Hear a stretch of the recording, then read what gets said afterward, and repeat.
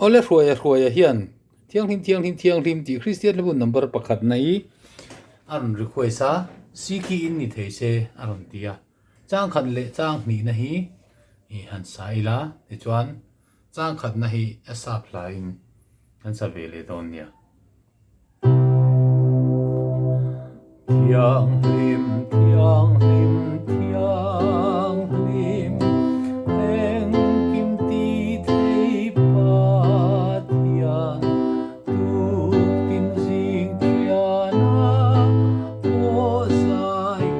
kan fa kang che thiang hlim zangai thei le rin om khat pa thian pa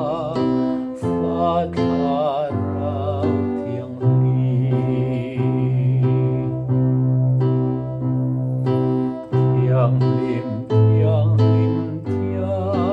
hlim mi thiang hlim zong zong ten ilal thut pa ma alal lu kung lu an ta che u po zong te i ke bulla kunin shera fonen sa wan lalan fak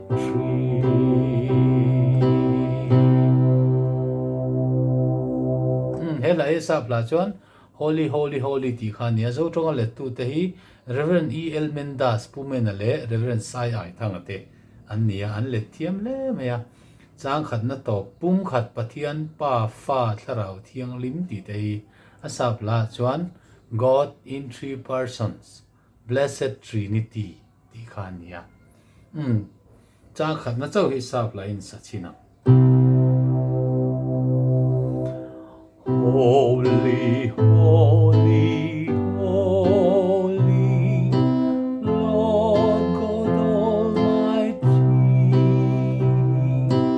early in the morning our song will rise to thee. Holy, merciful and mighty, God in three persons, blessed Trinity.